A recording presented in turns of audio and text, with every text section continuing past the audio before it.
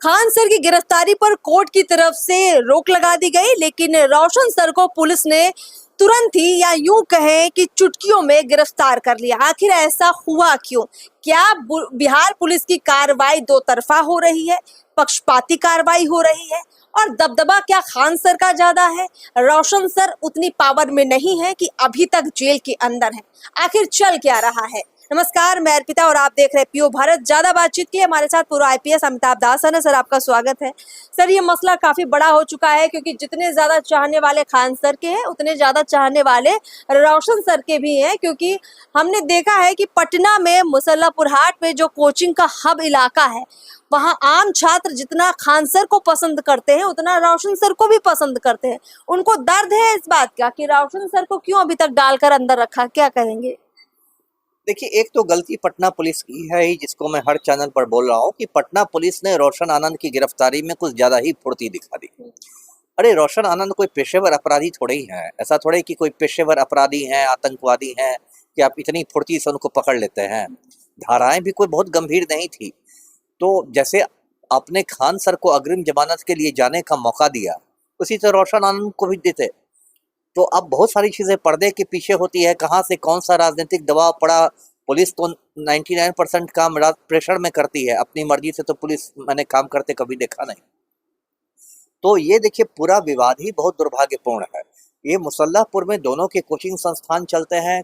खान का है Khan global studies, रोशन आनंद का ज्ञान बिंदु है।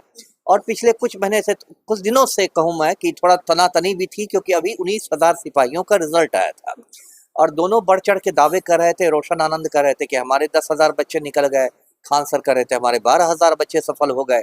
तो इतना चलता है कोचिंग की दुनिया में। लेकिन 2 जून की रात को कुछ वहाँ मतलब अप्रिय घटना हुई। कुछ पोस्टर फाड़े गए, कुछ ईंट पत्थर चला।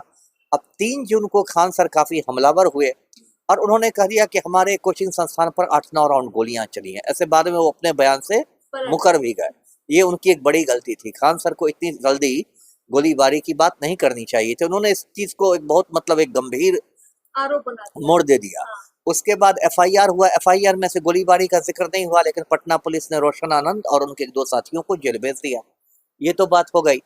उसके बाद अगला वीडियो वायरल हुआ ज्ञान बिंदु की ओर से। उसमें दिखाया गया कि खान सर के ही 2 बॉडीगार्ड्स हैं, वही गोलियां चला रहे हैं, है ना। तो उन अंगरक्षकों को जब पकड़ा गया तो उन लोगों ने कह दिया पुलिस को कि हमने तो खान सर के आदेश पर गोलियां चलाई। तो अब खान सर लपेटे में आ गए कि हमने बचाव में अपने गोली चलाई। हाँ, खान सर लपेटे में आ गए। उन पर 2 गंभीर धाराएं लग गई। एक तो आर्म्स एक्ट लग गया, शस्त्र अधिनियम, और एक 109 बीएनएस लग गया, यानी कि हत्या का प्रयास, है ना। और उसका चर्चा हुई कि अब खान सर की भी गिरफ्तारी होगी। तो ये चले गए अग्रिम जमानत के लिए। तो अग्रिम जमानत तो अभी नहीं मिली है, लेकिन 20 जून तक कोर्ट ने गिरफ्तारी पर रोक लगा दी है और कहा है कि हम लोग पहले केस डायरी की समीक्षा करेंगे। तो 20 जून तक तो ये मतलब सेफ हो गए हैं। इधर रोशन आनंद की अभी जमानत याचिका खारिज हुई है। लगता है उसमें भी केस डायरी के बाद ही कुछ फैसला होगा, लेकिन बहुत गंभीर धारा नहीं है, वो बाहर निकल जाएंगे जल्दी।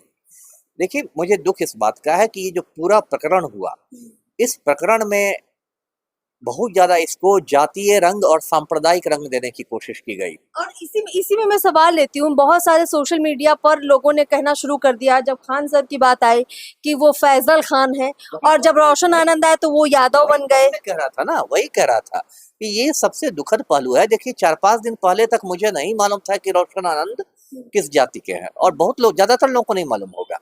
उसके बाद लेकिन रोशन आनंद की जहां गिरफ्तारी हुई, पूरा सोशल मीडिया यादव है, यदुवंशी यदुवंशी यादव, यदुवंशी समाज, यदुवंशी यादव। ऐसा लगा कि सिर्फ यादव होने की वजह से उन पर ये सर्जिकल स्ट्राइक हो गया। और खान सर, जिनको पूरा हिंदुस्तान खान सर के नाम से जानता है, वो अचानक रातों रात फैजल खान में बदल गए। फैजल खान है जिहादी, है आतंकी, है जिहादी आतंकी। क्या बकवास है। अरे, इसमें जिहाद कहाँ से आ गया, इसमें आतंकवाद कहाँ से आ गया। 2 कोचिंग संस्थानों का झगड़ा है और उसको बात का बतंगड़ बनाया जा रहा है। ऐसा भी नहीं कि 4-5 लाशें गिर गई हैं, एक मतलब हल्की फुल्की किसी की चोट आई होगी। उसमें जिहाद और आतंकवाद ये सब कहाँ से आ गया। तो पूरे इसको एक इसे दिखाता है कि हमारे समाज की जो मानसिकता है कितनी मतलब प्रदूषित हो गई है, और लोगों की सोच कितनी सड़ गई है कि एक सामान्य से झगड़े में लोग इतना यदुवंश। कुछ लोग उसमें राजनीति का देने लगे कि राजद का माई समीकरण है तो M बनाम Y हो गया है। तो मतलब पूरा इन लोगों ने रायता फैला दिया। तो ये नहीं होना चाहिए। मैं अभी भी कहूंगा दोनों से, देखिए रोशन आनंद भी जल्दी ही जेल से निकलेंगे, 10-15 रोज में निकल जाना चाहिए। खान सर भी हो सकता है जेल जाने से बच जाए। मैं कहूंगा दोनों से कि आमने सामने ये जो लड़ाई है ये आपस की वर्चस्व की लड़ाई है, और इस छोटी सी लड़ाई को, इसको छोटी सी ही लड़ाई कहा जाएगा, क्योंकि किसी ने किसी की जमीन पर कब्जा भी नहीं किया है और ना ही किसी ने किसी पर कोई मर्डर कर दिया है। बिल्कुल, ये एकदम सीधी बात है। देखिए, दो हलवाई की भी दुकानें पास पास यदि रहे तो दोनों में प्रतिस्पर्धा हो जाएगी। ये तो दुनिया का नियम है कि एक ही पेशे के दो लोग, यदि दो दर्जी की दुकानें खोल लीजिएगा तो उसमें हो जाएगी। तो दोनों कोचिंग संस्थान हैं और दोनों अच्छा काम कर रहे हैं, तो देखिए प्रतिस्पर्धा नेचुरल है। मेरा ये कहना है कि वो स्वस्थ प्रतिस्पर्धा होनी चाहिए, हेल्दी कंपटीशन। ऐसा नहीं कि एक दूसरे का, अभी क्या गड़बड़ हो गया ना कि अभी 5-6 रोज से आप देखिएगा कि पूरा पटना एकदम पानीपत का मैदान बन गया है ना। और दोनों के स्टूडेंट्स जो है एकदम जिंदाबाद मुर्दाबाद, ये कैंडल मार्च वो कैंडल मार्च, इसको, तो ये एक पूरा माहौल देखिए खराब हो जाता है। ये शैक्षणिक माहौल फिर नहीं रहता है। इसमें आप पढ़ाई लिखाई नहीं कीजिएगा, जब कैंडल मार्च ही कीजिएगा जिंदाबाद मुर्दाबाद, उसको पकड़ो उसको खदेड़ो। एक से एक फालतू बातें आ रही कि यूपी के हैं खान सर, तो यूपी का होना कोई बात हो गई क्या? बिहार के लोग दूसरे राज्यों में जाके रोजी रोटी नहीं कमाते हैं? बिहार से तो सर्वाधिक पलायन होता है ना। तो यूपी का कोई आदमी बिहार में आ गया तो इसमें आसमान टूट गया, मतलब सारी फालतू बातें कर देनी है। इसलिए मैं अभी भी कहता हूँ कि भाई पानीपत का मैदान मत बनाइए पटना को। दोनों आपस में बैठ के गिले शिकवे दूर करें, क्योंकि अंततः दोनों का नुकसान होगा। अंततः दोनों, यदि आप पूरे समय थाना पुलिस कोर्ट कचहरी कीजिएगा तो आप कोचिंग क्या चलाइएगा? अंततः दोनों का नुकसान होगा, इसलिए इस चीज को विराम देना चाहिए। जी चलिए सर, बहुत बहुत शुक्रिया इस पूरे मामले पर आपने अपनी राय रखी है। कुल मिलाकर ये समझ में आता है कि खान सर और रोशन सर की जो वर्चस्व की लड़ाई है, इसमें इसे धर्म का एंगल देना बहुत गलत था। इसमें बिहार पुलिस ने जिस तरह से कार्रवाई की उस पर कई सवाल खड़े हुए। कुल मिलाकर ये पूरा मामला इतना पेचीदा नहीं होता अगर थोड़ा सा धैर्य खान सर और रोशन सर रख लेते, बयानबाजियां कम करते और पुलिस को वक्त देते जांच करने का, और पुलिस भी अपना काम ठीक से करती, तो ऐसा कुछ नहीं होता। खैर, कुल मिलाकर देखते हैं कि अब रोशन सर और खान सर इस पूरे विवाद को कैसे सुलझाते हैं। नमस्कार।